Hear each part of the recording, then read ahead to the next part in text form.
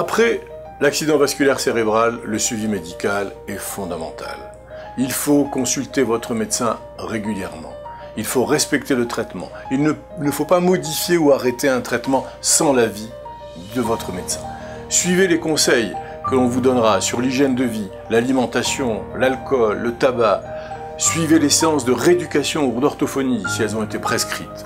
Enfin, votre médecin pourra vous adresser, si nécessaire, à d'autres professionnels de santé ou vers des associations de patients qui pourront vous aider ou aider vos proches par l'information, l'écoute et l'échange d'expériences. Avez-vous quelques conseils en cas de prise d'anticoagulants? Des conseils spécifiques en cas de prise d'anticoagulants. Si vous êtes sous anticoagulant, il faut appliquer un certain nombre de règles. Comme pour tout médicament, respecter les doses prescrites. Signalez toujours la prise d'anticoagulants à tous les professionnels de santé que vous rencontrerez.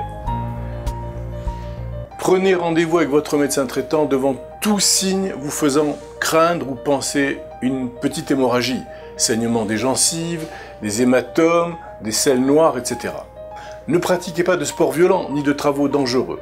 Enfin, en cas de saignement, contactez rapidement votre médecin ou rendez-vous rapidement aux urgences de l'hôpital le plus proche. Respectez toujours la surveillance imposée par votre traitement.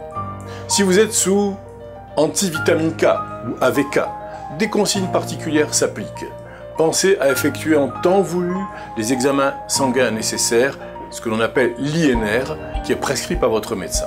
Enfin, mangez sans excès des aliments contenant une grande quantité de vitamine K, comme le brocoli, la laitue, les épinards, le chou-fleur, le chou de Bruxelles, etc.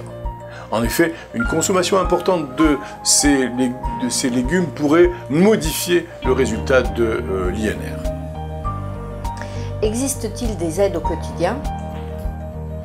Enfin, les aides au quotidien.